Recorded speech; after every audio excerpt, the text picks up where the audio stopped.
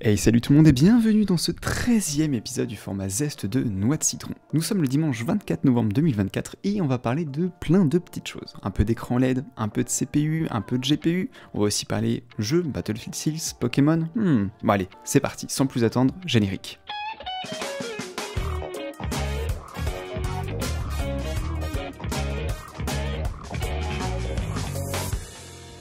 Et commençons avec une annonce extrêmement intéressante de la part de LG. Ils ont présenté, alors accrochez-vous sur le nom encore une fois, un modèle de la gamme Ultra Gear, le 27GX 790A. Alors il y a trois choses qui le rendent super intéressant. Si vous avez suivi mes vidéos précédentes, je vous ai parlé d'un moniteur OLED qui était en 4K de 32 pouces mais qui permettait de passer sur un format 1080p à 480 Hz. Et bien là, on a quelque chose qui est justement sans compromis. On est en présence d'un moniteur qui pour l'instant n'est commercialisé que aux États-Unis et que sur le site de LG, mais à 999 $, qui permet du 480 Hz, mais pas en 1080p, c'est-à-dire qu'il n'y a pas de mode dual Hz. On est sur un écran de 27 pouces en 2560 par 1440 en 480 Hz natif. Et ça, c'est absolument colossal. Parce que ça veut dire qu'il n'y a pas de concession à faire. On n'est pas obligé de réduire la définition, on n'est pas obligé de jouer avec des bandes noires tout autour de son moniteur comme sur la gamme de 32 pouces. C'est un moniteur qui sera ultra présent, je pense, sur la scène compétitive et e-sport parce que 480 Hz en OLED, c'est excellent. Pour rappel, actuellement, on est plutôt sur 360 Hz sur la Gen 3 d'OLED en 2560 par 1440. Donc là, le fait de passer à 480 Hz avec 0,03 millisecondes de temps de réponse, c'est absolument génial. Le truc, c'est que derrière, pour avoir du 2560 par 1440 à 480 Hz, dans l'idéal, il faut une nouvelle connectique et c'est le DisplayPort 2.1. Pour l'instant, au niveau des GPU, c'est pas ça, mais la nouvelle génération est attendue pour l'année prochaine, avec peut-être une présentation début 2025, donc on va dire que l'écran est en avance sur son temps de quelques semaines / mois, donc c'est pas trop grave, sachant que c'est pas parce qu'il est optimisé pour fonctionner avec du DisplayPort 2.1 qu'il ne fonctionnera pas avec du DisplayPort 1.4, parce que justement, il est équipé de la technologie DSC pour le Display Stream Compression, avec mon superbe accent, et cette technologie permet de compresser l'image avec quasi peu de pertes. Il y a d'ailleurs fort à parier que vous utilisiez du DSC sur votre écran et vous ne le savez même pas. Ce qui fait que donc sur ce DP 1.4, qui fait de mémoire 32,4 gigabits en bande passante par seconde, contrairement aux 80 gigabits du 2.1, eh bien on pourra quand même atteindre 480 Hz en 1440p. Donc si vous voulez acheter cet écran aujourd'hui, vous pourrez quand même l'utiliser pleinement avec votre GPU.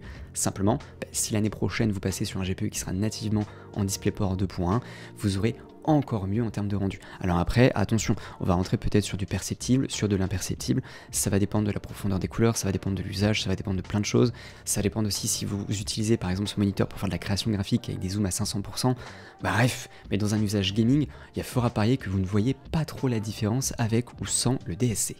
Passons maintenant sur un cas qui, on sait pas trop. Sur le coup, on s'est dit mince, ça y est, un énorme bad buzz autour d'AMD et d'MSI. Finalement, c'est peut-être juste une petite flamèche qu'on a pris pour un énorme incendie. Ce qui s'est passé, c'est qu'il y a eu un cas sur internet où une brûlure d'un kit processeur et carte mère de chez MSI a alerté un petit peu.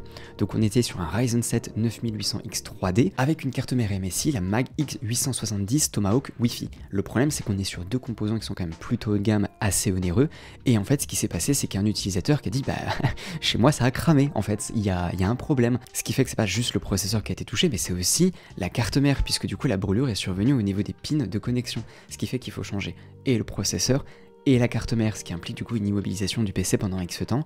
Et là maintenant ça implique à savoir à qui vient la faute. Est-ce qu'il y a un défaut de conception sur la puce d'AMD? Est-ce que le Ryzen 7 9800X 3D a un défaut de jeunesse? Est-ce que la carte MSI avait un défaut? Alors après une petite enquête, parce qu'il y a eu quelques échanges, l'auteur de la photo est revenu un peu sur Reddit à propos de ça, MSI a également communiqué là-dessus, ça semble vraiment, mais alors vraiment être un cas ultra isolé. Il n'y a pas l'air d'y avoir de problème de série, de problème majeur. En fait, ce qui aurait pu se passer, c'est que le processeur aurait été mal inséré dans son socket. Alors si vous avez déjà installé un processeur sur une carte mère, vous pourriez peut-être vous demander mais comment c'est possible de mal l'installer? Je veux dire, on est guidé, il y a un détrompeur, il y a tout ce qu'il faut, on n'est pas censé pouvoir mal l'installer. Alors on n'est pas à l'abri déjà d'une mauvaise manipulation de base, tout simplement, ça peut arriver à tout le monde, quelle que soit la qualité des composants qu'on achète. C'est pas parce qu'on met le budget dans un PC qu'on a les connaissances pour ne pas faire d'erreur dans un montage, mais c'est tout à fait possible qu'en fait il y ait eu un défaut d'usinage sur un morceau de plastique, sur une tranche en plastique au niveau de la carte mère, ce qui fait que au moment où le processeur a été posé dessus, eh bien il était légèrement désaxé et que cette subtilité de conception a fait qu'il aurait pu y avoir un défaut. Alors attention, là on serait sur une très légère déformation, un très mauvais rabotage sur peut-être 1 mm, 2 mm, on ne sait pas trop. Pour l'instant, il y a encore une enquête qui est en cours, mais à première vue, voilà, pas d'inquiétude à avoir. Si vous aviez prévu d'acheter un Ryzen 7 9800X 3D, vous pouvez y aller les yeux fermés, ça semble vraiment être un cas isolé. News suivante, celle-là m'intéresse et je pense qu'elle va vous intéresser aussi. Est-ce que vous connaissez TCL? Alors, il y a fort à parier que non, même si pourtant c'est un des leaders du marché des écrans. Il n'y a pas longtemps, ils étaient en passe d'être le 2e constructeur sur le marché des télévisions, donc c'est quand même pas rien. Le truc, c'est qu'ils ont annoncé enfin pouvoir produire en masse des écrans OLED imprimés. Alors, ce qui est hyper intéressant, c'est que c'est beaucoup plus rentable que les méthodes traditionnelles, avec moins de défauts, moins de gaspillage et surtout beaucoup moins de pollution, puisque c'est notamment un des problèmes des dalles QD OLED de Samsung. Elles utilisent beaucoup de matériaux qui sont très polluants, ce qui fait que derrière, d'un point de vue soit écologique, soit santé, c'est pas forcément incroyable. Mais sur cet écran de TCL qui est imprimé, on a déjà pour une première version, une première présentation, une première génération, quelque chose qui est incroyable. Ils ont donc présenté le TCL CSOT, alors je sais pas si je le prononce bien, mais c'est le CSOT. C'est donc un moniteur portant une dalle de 21 pouces en 3840 par 2160 pixels, ce qui nous offre une considérable densité de pixels de 204. Pour vous donner un ordre d'idée, 27 pouces en 4K, ça nous fait 163, 165 de DPI, et 4K en 32 pouces, on est plutôt sur du 140. Donc là, 204, il y a fort à parier qu'à l'œil nu, vous ne voyez même plus les pixels. Et c'est d'ailleurs l'intérêt de monter autant sur ce ratio définition-résolution, c'est de ne plus voir les pixels. Mais c'est aussi un des problèmes, plus vous en rajoutez au centimètre carré, plus la dalle est complexe à produire et à fabriquer. C'est pour ça aussi qu'elles sont plus chères. À côté de ça, on est sur une dalle qui est quand même relativement lumineuse. Alors il n'y a pas d'infos pour l'instant sur le HDR et autres, mais pour de la bureautique, bureautique, film, série, etc. Mais une luminosité max de 350 candela par mètre carré, c'est déjà très bien dans de très nombreux usages. Un peu juste, selon moi, si on veut vraiment aller piocher dans le milieu haut de gamme, puisque le HDR des autres moniteurs de Samsung et d'LG, on peut monter à 1000 candela par mètre carré. Alors certes, sur 3% de l'écran, mais on peut quand même monter à 1000, alors que là, ils indiquent luminance max 350. Donc je pense que c'est sans valeur HDR, mais à voir. Après tout, c'est le premier modèle présenté, on est loin, je suppose, des hauts de gamme, il y aura peut-être du 24, du 27, du 32 pouces, on ne sait pas. À côté de ça, on a 99% de l'espace colorimétrique DCI-P3, il n'y a pas plus d'infos non plus sur les dispos, sur des gammes à venir, etc. Mais là où c'est intéressant, c'est que ça va venir bousculer Samsung et LG sur le marché de l'OLED, qui a déjà énormément baissé. Là, je vous rédige cette vidéo en pleine période de Black Friday, les prix sont indécents, on a des OLED de Gen 3 à moins de 600 €, c'est absolument considérable et incroyable que c'est baissé autant. Donc avec un troisième acteur sur le marché, il y a fort à parier que les prix baissent encore plus. Wi-Fi 5, Wi-Fi 6, 6E, 7, 8, wow, on commence à être paumé et c'est bien normal, le Wi-Fi est allé extrêmement vite ces dernières années. Alors si le Wi-Fi 7 était déjà une petite évolution très sympa vis-à-vis du Wi-Fi 6, je rappelle que le Wi-Fi 6E était plus une amélioration du Wi-Fi 6, et bien le Wi-Fi 8 pointe le petit bout de son nez. Alors attention, ne vous attendez pas, comme on a pu avoir à certaines années, une évolution majeure en termes de performance au niveau du débit. On devrait même d'ailleurs avoir exactement la même chose que le Wi-Fi 7, puisque c'est un des reproches qui a été fait à cette dernière génération de Wi-Fi 7, l'accent a tellement été mis sur la performance du débit qu'elle ne l'a pas été sur la stabilité. Et pour pallier à ça, le Wi-Fi 7 fait machine arrière, c'est-à-dire qu'on n'augmente pas le débit, on n'augmente pas la performance du réseau qui peut passer. En revanche, on va améliorer considérablement la stabilité et surtout les technologies qui permettent, vous savez, quand vous vous déplacez, de rester connecté à un point d'accès. Ce qui fait que vous devriez limiter les micro-coupures et avoir un réseau qui est plus stable et plus performant au quotidien, même si le débit n'est pas augmenté. Et je vous le rappelle d'ailleurs, ne foncez pas forcément tout de suite sur les dernières générations qui sont commercialisées dans le marché. C'est-à-dire que c'est pas parce qu'aujourd'hui vous pouvez trouver du Wi-Fi 7 que vous devez tout de suite acheter du Wi-Fi 7. Pareil quand le Wi-Fi 8 va sortir, évitez d'acheter les premiers routeurs qui vont arriver sur le marché pour une raison toute simple, les normes évoluent dans le temps, les performances aussi, mais surtout il y a fort à parier que vous ayez très peu d'appareils pour en profiter pleinement. Donc c'est un peu dommage d'acheter un routeur à 500, 800, 1500 voire 2000 €, parce que oui on peut trouver des routeurs entre guillemets grand public à 1500, 2000 €, si derrière il n'y a que 1 ou 2 appareils sur les 10 en Wi-Fi que vous pourriez avoir chez vous qui pourraient fonctionner avec cette norme. Donc mon conseil c'est attendez un petit peu, attendez au moins 1 an après que la norme soit arrivée, que les premiers produits soient commercialisés pour qu'on commence à avoir un peu plus de constructeurs sur le marché, des routeurs différents, des produits différents et surtout des prix considérablement à la baisse. Juste pour vous donner un ordre d'idée, chez moi j'ai un routeur Wi-Fi 7 qui me sert avec mon smartphone en Wi-Fi 7, mon ordi portable en Wi-Fi 6E, parce que le Wi-Fi 7 est rétrocompatible, comme le sera le Wi-Fi 8 d'ailleurs, mais c'est tout. Le reste, c'est soit du Wi-Fi 5, soit du Wi-Fi 6, et même les ponts que j'utilise pour ma domotique ne sont pas compatibles avec les normes 5 et 6 GHz. Je suis en 2,4 obligatoire, ce qui m'impose d'avoir deux réseaux Wi-Fi parallèles, un de 4 et du coup le 5-6 pour profiter de mes appareils les plus récents. Donc je vais pas dire que c'est dommage, ça fait partie de la domotique, c'est aussi moins cher à produire et le 2,4 a l'avantage de la portée, c'est-à-dire qu'on peut avoir un signal accessible de beaucoup plus loin qu'avec du 5 GHz, même si la puissance est réduite. On s'en fiche, pour de la domotique, on n'a pas du tout besoin d'avoir du 800 mégabits ou du 2 gigabits par seconde. En revanche, on a besoin d'avoir une portée plus loin puisque les appareils de domotique, que ce soit des capteurs, des serrures, des volets, etc., eh bien en général, ils seront plus ou moins loin du routeur ou du point d'accès. Donc c'est pour ça qu'il y a encore du 2,4 GHz dans la domotique. En tout cas, c'est intéressant et c'est surtout intéressant de voir que sur cette prochaine génération qui va arriver, on stoppe un peu cette course à la vitesse et au débit pour aller sur le terrain de la stabilité. Parlons ensuite de Microsoft qui dévoile un PC pour le stream à 350$, 349 précisément. Il s'appelle le 365 Link et c'est un mini PC qui est davantage destiné aux entreprises pour utiliser la fonction de service de PC dans le nuage. Alors, je suis un peu sceptique sur ce produit-là parce que certes, il est vendu peu cher, il est conçu pour être très économe en énergie, pour fonctionner sans ventilateur et avec toutes les prises nécessaires pour pouvoir être branché à des périphériques habituels. Le truc c'est que derrière, c'est un produit qui est tout petit, on est vraiment sur du 12 cm par 12 cm par 3 cm d'épaisseur, même s'il est plutôt bien équipé en USB-A, en USB-C, Wi-Fi 6, Bluetooth 5.3, etc. Ce qui m'embête un petit peu plus, c'est que c'est un PC qui est vraiment exclusivement conçu pour fonctionner avec Internet. Donc si demain votre entreprise a une panne d'Internet, vous ne pouvez plus utiliser votre ordinateur. Voilà, tout simplement. Alors vous me direz, oui, mais une entreprise de toute façon sans Internet, elle peut faire beaucoup moins de choses. Certes, effectivement, une entreprise sans Internet est paralysée. Dans la plupart de ses usages, elle sera paralysée. Mais elle peut quand même travailler en local avec la plupart de ses logiciels. Ça ne vous empêchera pas d'utiliser Word, Excel, faire des tableaux, préparer des brouillons, de faire des réunions, etc. Mais le truc, c'est que si votre PC tout entier n'a plus Internet et que vous ne pouvez plus accéder à l'ordinateur qui est derrière ce petit boîtier, vous faites comment ?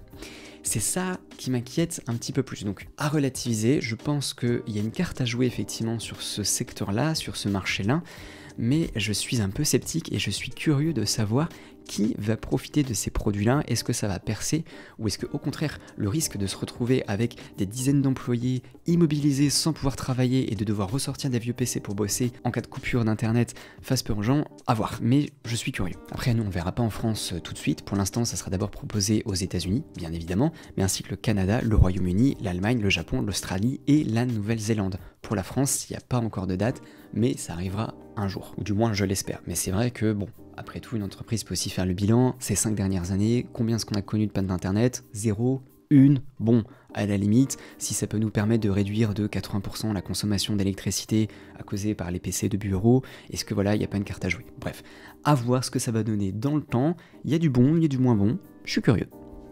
Et enfin, la dernière news avant de passer aux jeux vidéo, c'est avec Intel et le marché du GPU. Alors, je vous ai déjà indiqué précédemment que Intel pourrait abandonner ce marché prochainement, ou du moins dans un temps relativement court. Toutefois, ils ont continué de bosser entre temps, donc il faut bien qu'ils sortent les produits sur lesquels ils ont bossé pendant des années pour essayer de faire rentrer un peu d'argent, parce que s'ils annulaient tout simplement, et bien derrière, ils auraient des pertes considérables. Alors, apparemment, ils pourraient sortir non pas une, mais 2 générations quasiment successivement, ou du moins dans une année d'intervalle, pour vraiment aller grappiller des parts de marché sur Intel et AMD. Je trouve ça super audacieux, même s'ils promettent, même si on pourrait s'attendre à une amélioration théorique de 50% en termes de performance, que ce soit en mobile ou sur des ordinateurs de bureau. Alors il y a plusieurs hypothèses qui permettent de renforcer ces théories-là. On a déjà vu des GPU X3 qui ont été repérés dans des logiciels de test matériel comme à HW Info. L'architecte en chef de cette génération a révélé avoir travaillé sur le projet jusqu'en juillet 2023, ce qui est quand même pas si vieux. Et que, comme je vous le disais, Intel viserait une stratégie agressive en lançant les 2 générations, donc les XE2 et les XE3, en l'espace d'un an pour combler le retard face à AMD et Nvidia. Je pense pas qu'ils y arrivent. D'ailleurs, oui, ils pourraient très bien sortir des produits. Je ne pense pas que ça va fonctionner, que ça va réussir à percer. Je le rappelle, toutes les consoles, qu'elles soient fixes ou portables, utilisent des processeurs et des GPU AMD. Les ordinateurs sont majoritairement avec des GPU Nvidia. Au niveau des CPU, Intel perd considérablement part du marché. On l'a vu dans des news précédentes sur le Zest, que ce soit en Corée du Sud ou en Allemagne, AMD prend une large avance sur Intel. Donc le fait d'arriver maintenant en 2025 avec des GPU, je sais pas. Je pense que oui, ça valait le coup de tenter, surtout que ça leur a permis de développer des brevets, des technologies, d'acquérir des compétences et des connaissances. mais je pense que c'est un rêve un peu illusoire de vouloir marcher et d'espérer faire jeu égal avec AMD et Nvidia. Mais bon, j'ai envie de dire, à voir, après tout, on pourrait très bien avoir une excellente surprise avec un très bon rapport qualité-prix et de bonnes performances. Donc, à voir ce que ça va donner avec les prochaines générations qui s'appellent Battle Mage et Celestial. Ensuite, une news qui me fait très plaisir, c'est à propos de Battlefield 6. Apparemment, ce jeu, du moins ce prochain titre, subit les plus grands tests de toute l'histoire de la franchise pour éviter un nouveau lancement désastreux.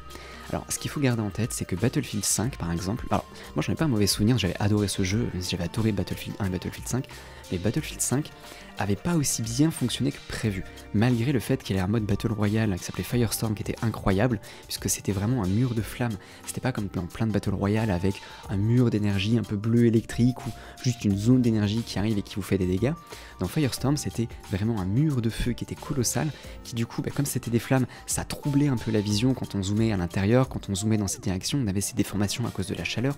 L'image était incroyable parce qu'avoir des murs orangés dans tous les sens, c'était fou, et si vous vouliez tanker la zone, vous étiez au milieu des flammes, donc avec des flamèches un peu partout, des effets de chaleur, c'était incroyable. Donc Battlefield 5 pour moi avait été un très bon jeu, même s'il n'avait pas aussi bien marché qu'espéré.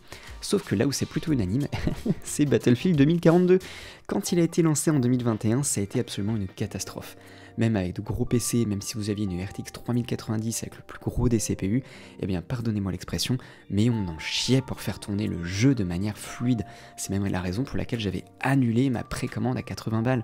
J'avais une 2080 Ti watercoolée, j'avais une super config, et j'arrivais pas à atteindre les 60 FPS. Donc là je me suis dit ça sert à rien, j'annule ma précommande, et je commanderai le jeu plus tard dans quelques mois, dans un an quand il sera patché. Bah finalement il a mis des années à être patché. Et pour éviter ça, et bien sûr Battlefield 6, ils sont déjà revenus à une source, c'est-à-dire on arrête le 128, on fait du 64 joueurs, on revient sur une destruction totale, et surtout on fait énormément de sessions de tests en interne pour recueillir le maximum de retours, le maximum d'informations, et pour mettre en avant l'expérience qui s'appelle le joueur d'abord, en avant, et ça je trouve ça excellent. Ils ont vraiment appris de leurs erreurs, il y a énormément de studios comme DICE, Motive, Criterion Games et Ripple's Effect qui travaillent dessus, ils ont vraiment mis tout ce qu'il fallait pour réussir ce titre, parce que de toute façon d'un point de vue financier, d'un point de vue image de marque, ils peuvent pas se permettre de rater 2 jeux de suite. Battlefield 2042, on l'a vu, il est sorti en 2021, il n'est pas attendu du coup pour 2024, donc c'est à dire qu'il va se passer quoi, 4 ans, peut-être 5 ans entre les deux titres. Ils peuvent pas se permettre de rater 2 jeux consécutifs et de passer sur 6 à 7 années de déboire vidéoludique. Donc ils ont tout à y gagner à réussir ce jeu. J'ai hâte, j'attends de voir. Là pour la première fois je suis passé sur Call of en achetant Black Ops 6, je le trouve très bien, mais c'est vrai qu'étant un joueur habitué de Battlefield, je me sens compressé. Les cartes dans Call of sont toutes petites, je parle pas de Warzone, hein, je parle vraiment du jeu vidéo Call of avec des multijoueurs Call of. Les cartes alors sont très dynamiques, très intenses, mais ça souffre d'un gros problème de respawn. À chaque fois que vous spawnez, il y a une chance sur 2 pour qu'il y ait un mec qui soit déjà en train de vous viser ou que vous spawniez devant lui et que vous mouriez instantanément. J'ai arrêté de compter le nombre de fois où je suis mort alors que mon arme n'avait même pas encore chargé tellement je suis mort rapidement. Et c'est vrai que sur Call of, je me sens oppressé. Les cartes sont beaucoup trop petites par moment. Battlefield me manque. Et j'ai envie de rejouer à l'expérience Battlefield avec de grandes cartes, avec 64 joueurs, avec une destruction extraordinaire. Et apparemment, Battlefield 6 va cocher tout ça. Donc dites-moi en commentaire si ce titre vous intéresse et si vous l'attendez.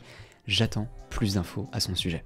Et enfin, waouh, on va parler de Pokémon. Alors j'en ai parlé la semaine dernière avec La Poste qui avait perdu des milliers d'euros de cartes Pokémon. Alors aussi parce que la personne qui les a envoyées avait peut-être pas fait ça de la manière la plus judicieuse, mais c'est un autre sujet, donc allez voir ma vidéo précédente si vous voulez en savoir plus.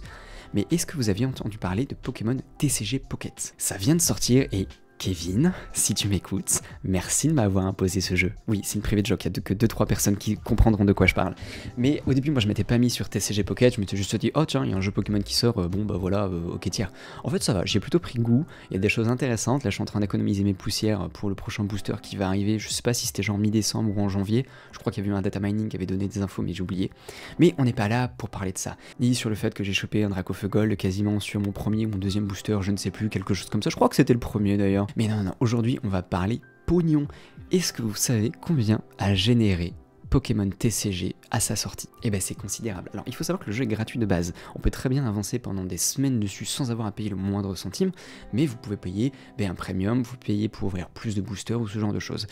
Eh bien le titre a dépassé la barre symbolique des 100 millions de dollars générés en seulement 17 jours. Et le 19 novembre, date à laquelle se base l'article sur lequel moi je me base pour mon zest, on était à 120,8 millions. C'est absolument considérable. La première semaine de sa sortie, le jeu aurait généré 35,8 millions de dollars et 48,5 millions de dollars sur la deuxième. Donc on est à peu près sur 3 millions de dollars par jour qui sont générés et on peut même les doubler parce que forcément plus le temps augmente, plus il y a de joueurs, plus il y a d'argent généré, du moins pour le moment on est encore en phase expansive et on atteint presque 6,4 millions de dollars par jour. C'est considérable pour un jeu qui vient de sortir et surtout sur lequel il y a encore des fonctions manquantes. On ne peut pas encore faire d'échange pour l'instant. Le jeu n'a pas non plus vraiment de ranked. C'est pas un mauvais jeu, mais je veux dire, c'est pas comme du TCG physique où vous pouvez acheter des cartes, les garder pendant des années, les revendre plus tard, etc. Là, on parle de quelque chose qui est uniquement virtuel. Donc, il y a intrinsèquement moins de valeur que du format physique. Et pourtant, ça génère des dizaines de millions de dollars. Donc, j'ai envie de dire, GG à eux. Moi pour l'instant j'ai pas mis d'argent parce que j'en ressens pas le besoin. J'en connais 2-3 qui ont mis des sous pour faire quelques boosters complémentaires. C'est pour ça que je dis ça avec un sourire parce que je sais qu'ils vont se reconnaître. En tout cas voilà, dites-moi si vous jouez à ce jeu dans l'espace commentaire sous cette vidéo, ça m'intéresse. Et surtout dites-moi quel deck vous jouez. Moi j'aime bien jouer le deck eau et électrique. Je suis pas du tout, je déteste les gens qui jouent Mewtwo. Oh là, vous me saoulez avec vos cartes là. Je déteste tomber sur ce genre de deck. En tout cas voilà, dites-moi sur quoi, avec quoi du moins vous jouez. Et je suis très curieux de le savoir. Bon et bien voilà, on a fait le tour, un petit peu moins de news présentées cette semaine parce que j'ai eu des soucis de santé qui ont fait que j'ai pas trop pu me pencher sur mon ordi ou la tech en général ou autre pour l'occasion, surtout qu'avec le Black Friday j'ai eu beaucoup de travail sur Discord pour répondre à tous les messages que j'avais. Pour vous donner un ordre d'idée, en une journée j'avais l'équivalent de 3 semaines de messages, donc autant vous dire que je me suis pas du tout ennuyé. J'aimerais vous dire à dimanche prochain mais je suis pas sûr parce que je suis dans des périodes où j'ai énormément de migraines en ce moment, alors si vous me découvrez avec cette vidéo, sachez que j'en ai fait une sur le sujet il y a quelques mois, vidéo qui dure 3 quarts d'heure je crois, où j'explique un peu tous ces problèmes de santé, de migraine, qu'est-ce que ça provoque comme effet, etc. Mais en ce moment j'ai beaucoup de migraines, et du coup je sais pas si je pourrais sortir le zest de la semaine prochaine et de la semaine d'après, puisque du coup ça chamboule tout mon planning à chaque fois que j'ai des céphalées comme ça, donc je sais pas. En tout cas je vous dis à très bientôt, puisque la prochaine vidéo sera un test d'un écran, attention, 21/9 OLED de chez Gigabyte. Allez hop, salut tout le monde.